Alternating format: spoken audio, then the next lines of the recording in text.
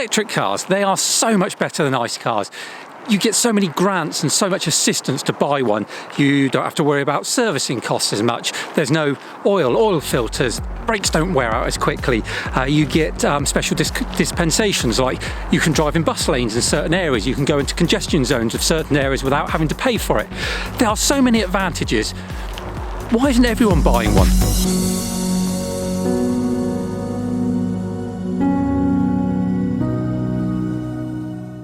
Morning, I hope you're all well, and excuse me taking you on a walk this morning. There's a track up here I've been wanting to know where it goes for ages, and well, I thought, well, rather than doing this video at home or in the car, let's get out and about. There's probably not many more nice days left of this year, but yeah, what I want to talk about today is the reasons why people don't actually buy EVs. The vast majority of people still buy petrol and diesel vehicles. So why is that? There's got to be a reason behind it.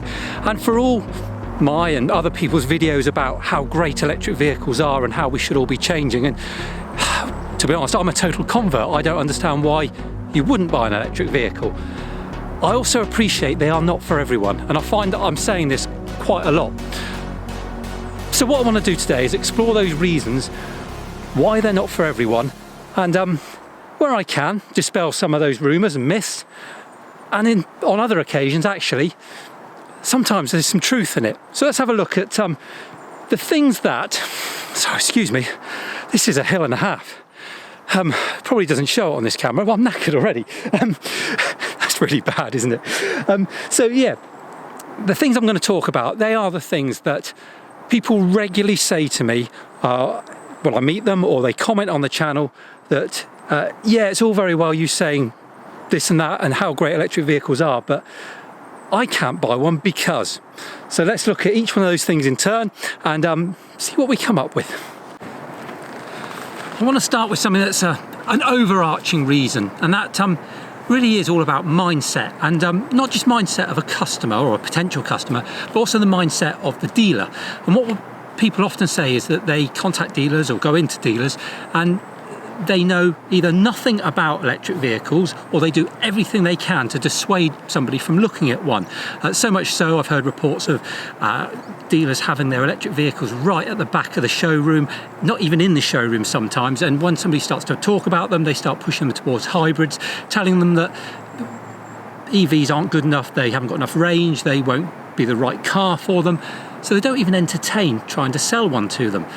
There's many reasons for that, and we'll probably come on to that in a bit, but unless the dealers are on side, well, we're never going to sell any EVs, and people aren't going to be interested in them, because with the best will in the world, unless they are hell-bent on getting an electric vehicle, they're going to listen to the dealer, because the dealer knows best. That's their area of expertise.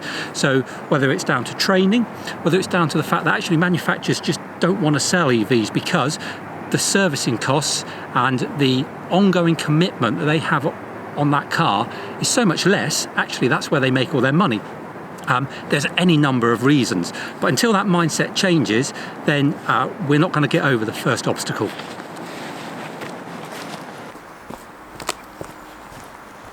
Next up are two areas that I think go quite nicely together. That is range anxiety and charging, whether that's home charging or the charging network around the country, whatever country you happen to be in.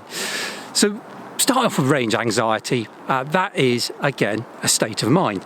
Now, if you buy a vehicle that is perfectly within the range of what you do day in, day out, then you should never have to worry. Yes, the first couple of weeks are a little bit anxious because, well, if I was driving a petrol car and it showed 50 miles left until I needed to fill up, I would start to get a bit nervous. But when I drive my electric vehicle and it shows 50 miles till I need to fill up, well, I've got my day's driving still in there. I don't have to worry till I get home that night and plug it in. So it is just a change of mindset. Whilst you can figure that out yourself, one thing that you cannot figure out yourself is the charging infrastructure, the infrastructure around the country that allows you, that when you want to go on those longer journeys, to stop and charge and do it with convenience, not have to worry about trying to find somewhere miles away from the route that you're on, or worry that the charger isn't going to work. And unfortunately, we just don't have that at the moment. So let's take the UK as a case in point. We've got Electric Highway, they work off an app. We've got Polar, works off an RFID card. Instavolt, contactless payment. We've got Genie, who work off an online web service. That's just to name a couple of them, and there's so many. None of them work the same. You can't rely on any of them, albeit, let's be honest, some are better than others. And well, there's no incentive, is it? If you know that you're going to be doing long journeys every day, why would you put yourself through that? Why would you be concerned that a charge is not going to work when it's, I don't know, 10 o'clock at night, you've been on the road for 12 hours and you just want to get home? Why put yourself through that? And I understand why people cite that as a reason for not buying an electric vehicle. And until that improves, well, those people are never going to come on board. The only thing that makes that any better isn't the charging networks and the infrastructure themselves, it's the manufacturers. And the manufacturers that are putting bigger batteries in the cars. Now, we've had that age-old debate. We can always say, well, why doesn't everybody do what Tesla do and put a supercharger network in? Well, not everybody's going to do that, are they? They just, whether it's through short-sightedness or whether it's just through not wanting to spend the money on the infrastructure, just expecting other people to do it for them. It's not going to happen that I can see that every manufacturer is going to put their own charging infrastructure across the country. And I don't think that would be right anyway. I think what it needs is a joined up approach. Why don't other companies get on the back of the Tesla superchargers and make use of those and pay them, and then we'll have a single network with a single plug, a single payment system, and a single easy way of doing things. Maybe I live in cloud cuckoo land, but that's what it needs. It doesn't need lots of different manufacturers and lots of different power companies trying to give us lots of different charging networks.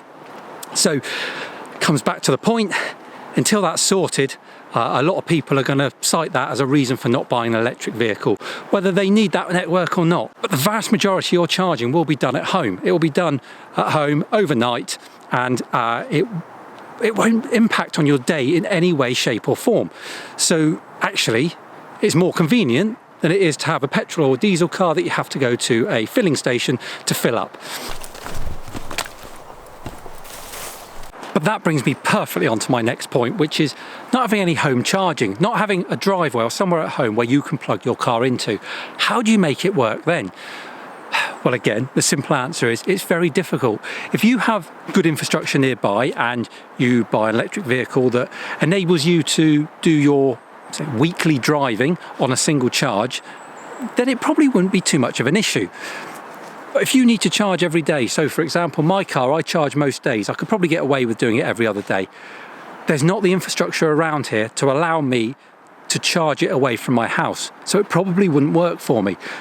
And if I did have to pay for it, well, actually the cost of it would be prohibitive, because it would probably work out not a million miles off what it costs to run a petrol or diesel car.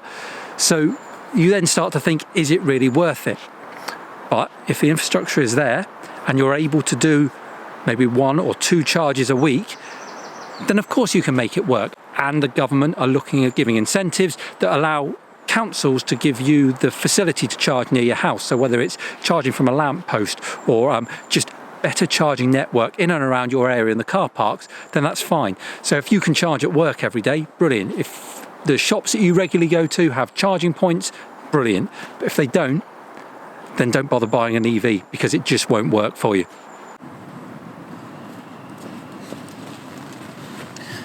The next big issue is cost. And let's be honest, electric vehicles do cost more than their ICE equivalents. Take, for example, the Kia Soul. You can pick up a decent spec one, brand new, for between, well, just over £20,000. To get the equivalent electric vehicle, you're looking at £25,000 to £30,000. So don't get me wrong, that is a general rule of thumb, and I'm sure there'll be some better deals to be had than that. But it gives you an idea that when you're looking for a car and you're looking to buy it, that's going to stop you in your tracks, I would suggest, that there's such a big difference. And unless you've seen how you can save that money over the period of the lifetime of the car and some, well, that's going to put you off from the start. Right, the moment of truth. Has all that climbing been worth it? Am I going to get an amazing view now, like I was hoping for? Or is this going to be a lot of hot work for nothing? Let's have a look.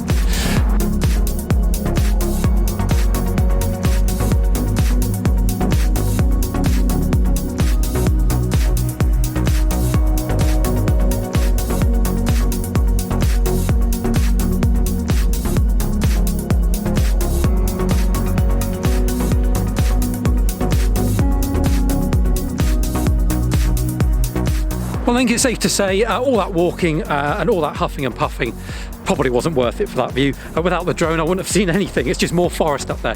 But while we're walking back, let's talk about the one thing, the one comment that I get more than any other. Doesn't matter what video I do, I always get this comment, and that is, but you're gonna have to replace the battery.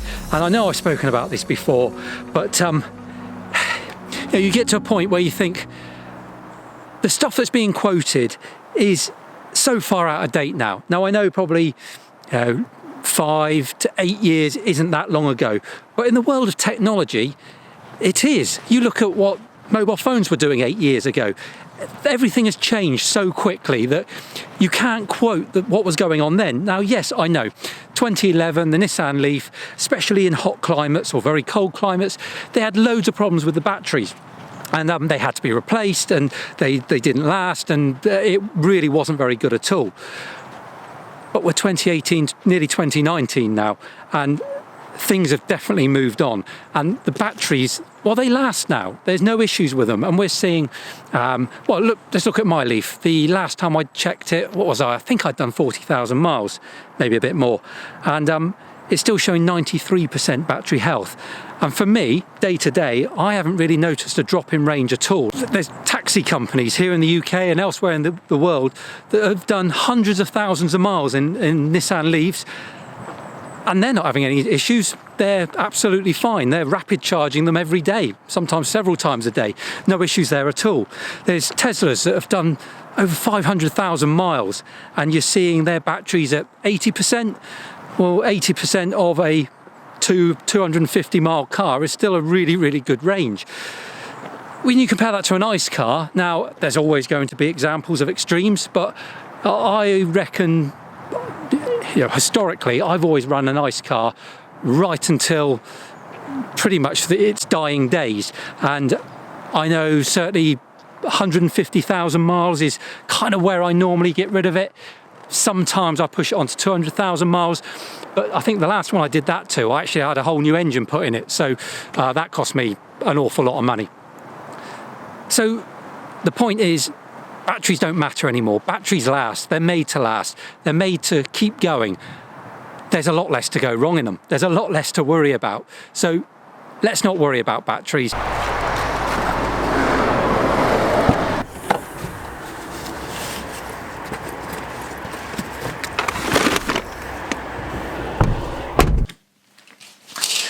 Now I'm home, there is one other area that I want to talk about, and that is the fact that electric vehicles aren't good for the environment.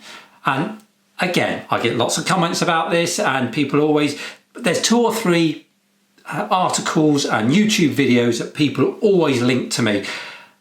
And again, have a look at them. They are so out of date. They've all been disproved for one reason or another. Personally, I didn't buy my Leaf because I wanted to be kind to the environment. I bought it to save money, nothing more than that. Since having it, I've become more, I guess, environmentally aware, which can only be a good thing. Now, of course, it would be nice to put renewable energy into it all the time. I'd love to have solar panels, a battery, a heat pump, all these other things to make my house more green, more environmentally friendly. But I can't afford it. I haven't got the money or for the outlay to put all that in. So I just have to use what I've got. And I've got to be honest, I renew my electricity provider every single year to get a better deal. I know you can't do that everywhere in the world, but certainly here in the UK, that's something that we're very lucky that we're able to do. This year I signed up to the cheapest electric provider and gas provider that I could find, only to realise after having signed up to it, the energy they provide me with is renewable energy. So there is no excuse now. You can get renewable energy, and even on days like today, I'm seeing some of the graphs come in that the UK is producing more energy through renewable sources than it is through coal and gas. So all the wind and the tidal and the solar, there's so much of it now, and it's only getting better and better. But there's no excuse now not to have it, and you can get it for the same price as you would for any other electricity. I'll put a link in the description below to the provider I've got. I'm sure I've got a referral link. Have a look at it. If you're in the UK, it might be worth having a little look, because it surprised me, and I'm very happy that I'm on it now. It's great. So that was the final thing. So let me grab a coffee and let's just wrap it up and have a look at what we've learned today. So let's go right back to that first question I asked today. Why don't people buy electric cars? Well, having looked at the areas that we looked at today, there are some absolutely genuine reasons why people don't buy them. But there's a lot of other reasons why people cite that aren't good reasons at all. You need to make your own mind up. It's not for me or anybody else to preach to you and tell you that you should go and buy an electric car. It's definitely something you need to make your own mind up about. And I think there should be a challenge there. The challenge is, if you are one of those people that are now sitting here watching this video thinking, I've got it all wrong. What am I talking about? Everything I say is utter nonsense, and you will never buy an EV as long as you live. If you haven't tried one, the challenge is go and try one. Go to your local dealer, ask them if you can borrow one. If the first one doesn't let you, for the reasons we've spoken about before, you will find one. A lot of them are happy to sell them, and they will give them to you for 24 hours. Think about the Renault Zoe or the Nissan Leaf. They seem to be the ones that are a little bit more forthright in that. Get one for 24 hours. Don't think about the car itself. Think about the experience of owning an electric vehicle. And think about the change in mindset. And not the change in mindset that you're trying to make it work.